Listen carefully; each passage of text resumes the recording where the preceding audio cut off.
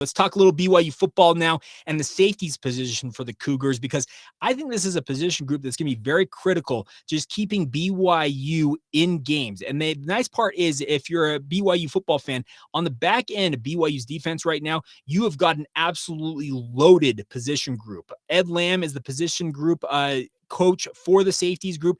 He has got a number of guys to work with, led by Malik Moore. And I really like Malik Moore's game. He had a breakout season, I felt like, a year ago, starting every single game for the Cougars, really holding down the position as it was kind of a revolving cast of characters opposite him.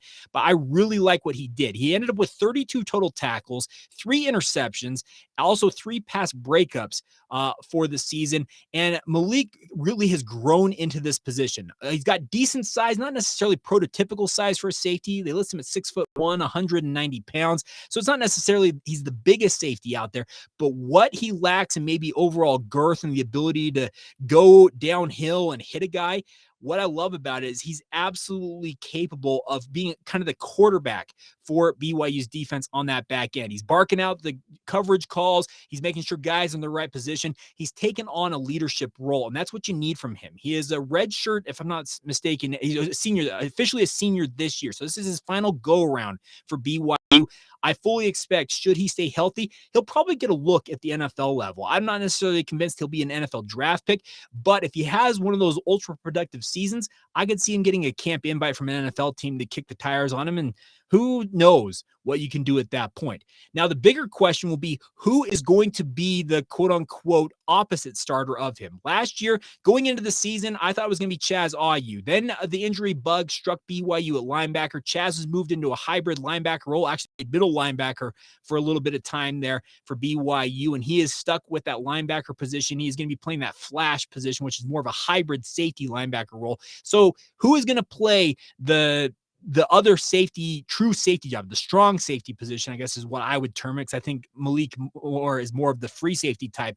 Well, I think there are 3 guys to pay attention to. The guy that was the breakout a year ago was Ammon Hannemann. Ended up having 28 tackles. Really, I thought, finally showed some things, and the biggest thing was him being healthy. We had a conversation with him during BYU spring ball. He mentioned the fact that his first 3 years at BYU all really just been he's been out due to injury. He's only a redshirt sophomore, played in 10 games a year ago, had those 28 tackles, starting 4 for the Cougars. I think he'll get a crack early on in training camp to see if he can continue to build on what he showed down the stretch last season. Obviously, a guy like Hayden Livingston, who's been around BYU for seemingly forever. He played in all 13 games last year, had 13 total tackles, had a fumble recovery, as well as 2 interceptions. Hayden Livingston is not the most physically gifted player. There's no doubt about this. But what he lacks in physical prowess, speed, all that stuff, the measurables, he makes up for with his smarts. He seemingly is in a good position every time he's out there on the field, and it helps due to the fact that he played quarterback at the high school level. He actually originally committed to BYU as a walk-on quarterback before being moved to safety, and he's taken to the position relatively well. Could Hayden end up as the starting safety opposite of Malik Moore? I would guess that BYU opts for more athleticism and a guy like who was I just mentioning? I was talking about Malik Moore as well as Ammon Hannemann. Speaking of Hannemann, or they go for this guy that I think is going to be a breakout guy should he stay healthy. Had a very injury-marred year a year ago, but George Udo, the former 2-star prospect out of a tiny school in Northern California, Antioch, California, he only had 5 tackles last year, barely saw the field, it felt like in many ways, but the year before that in 2020 had 25 total tackles and really emerged onto the scene. Also had 3 sacks as kind of that hybrid guy playing for BYU. I think George Udo, if he is fully fit from that ACL injury he suffered, as well as some other nagging concerns that held him back a year ago, George Udo could emerge as the Ammon Hannemann of this year, but even to a bigger degree. Could start 13 games, could really make himself into an NFL prospect. George Udo is kind of a freak athletically. They list him at 6'1", 200 pounds, but I have heard he plays actually bigger than that, somewhere around 210 pounds. Has got all the ability to cover every corner of the field as a safety. There's no concern with him in his ability to run with guys. He showed that in the 2020 season when he kind of played a slot cornerback role in many ways. I think he could be the sneaky guy that comes out of training camp as a day one starter against USF, crazily enough. I know that sounds nuts when you have a guy like Ammon Hannemann sitting there. I think those three guys are going to compete to play opposite of Malik Moore. The bigger concern, though, is you need to have those four guys stay healthy. I think they're your rotators. So that's the biggest thing about this is Ed Lamb has proven he likes to have four safeties that he can rotate at any given time. And I think those will be the four guys I would imagine get the bulk of the reps this year, barring any injuries for them. Other names to pay attention to, though, include Talan Alfrey, appeared in one game in 2021, coming back from an Achilles tear that he had in training, actually not training camp, it was during the summer before training camp last year. So he's a year removed from a torn Achilles. Talan Alfrey was a guy that a lot of people were saying, hey, watch out for this kid. 6'3", 205 pounds. He's the prototypical safety size, folks. A guy who has served a mission for the Church of Jesus Christ of Latter-day Saints. We have barely seen him on the field. Will he be able to live up to the expectations he had coming out of the Pacific Northwest? He's only a redshirt freshman, but keep an eye on him as another dark horse for BYU. Matthew Criddle is back for another season in a BYU uniform. He actually walked during senior day this past year, but decided to give it one more go. He will be a redshirt senior this year. He actually started 4 games a year ago, playing 9 during the 2021 season, kind of playing between the linebacker and safety roles. I think he is kind of number 6 on this list in terms of guys. If injuries hit, a guy like Matthew Criddle will go out there. He's similar to Hayden Livingston in the fact that he's not necessarily the most physically gifted player, but he gets by on his smarts. Sounds familiar with his older brother, Ben Criddle, doing a similar thing back in the mid-2000s for BYU. Love Ben. I've worked with him for years. And I think that he's kind of a chip off the old block, speaking of Matthew Criddle. Now, the other names to pay attention to, if you want the true prototypical safety, Isaiah Glasker is your guy.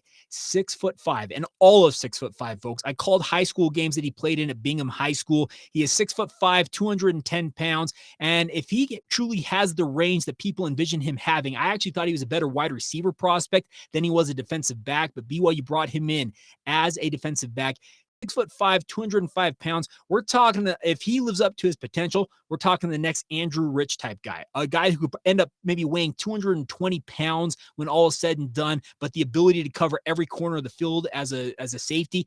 If Isaiah Glasker is always cracked up to be, keep an eye on him. He's a freshman once again this year, and I think he is a guy that you could see start to make a move. I don't necessarily think that he ends up in the rotation this year, barring something unforeseen, but going into Big 12 play, he is a guy who's got a big role, I think, down the road for the BYU football program. Other names that are on this position group include Dean Jones, a former rodeo star who played football late in his high school career. Merged 6'2", 195 pounds as a redshirt sophomore, was a scout team member last year. Carter Krupp is an incoming true freshman at 6'1", 210 pounds. And then also Ethan Slade saw action in 2 games as a special teamer a year ago. 6', 190 pounds. Slade is a local product, a walk-on from Orem High School. I actually watched Slade play at the high school level, and he is more in the mold of a Hayden Livingston / Matthew Criddle than anything else, but I think actually more athletic than both of them. Very young, probably has to bide his time before really emerging as a safety for BYU. But the nice part is that we go through 10 names there for BYU safety group. They are well stocked for both this year in 2021 and also moving forward into Big 12 play at the safety position. If all of these guys, especially led by a guy like Malik Moore, live up to their potential, that safety group could be one of the best safety groups we have seen in some time for BYU. I think there's production there that you can count on. I think there's also youth and potential out there that you're also looking at as a little tantalizing as well. As I think this season in 2021, let's be real, it's all kind of a prelude to getting in to the Big 12. Well, why not give some guys some looks potentially in some of these games? Maybe they're a blowout one way or the other. You have the FCS game against Utah Tech. Use those opportunities to get these guys some game action. See what you got, and then you can really, I think, get a glimpse forward of what the future is for the safeties group for BYU. But overall, I am intrigued with this group. Like I said, there's proven production there. They're led by a nice quartet of guys, I think, at the top of the group who will comprise what I would imagine is the rotation, but also some guys nipping at their heels as well with the opportunity to potentially show what they can do in training camp. But the nice part is a lot of talent, and that's a good thing to have if you're Ed Lamb as the safeties coach for BYU.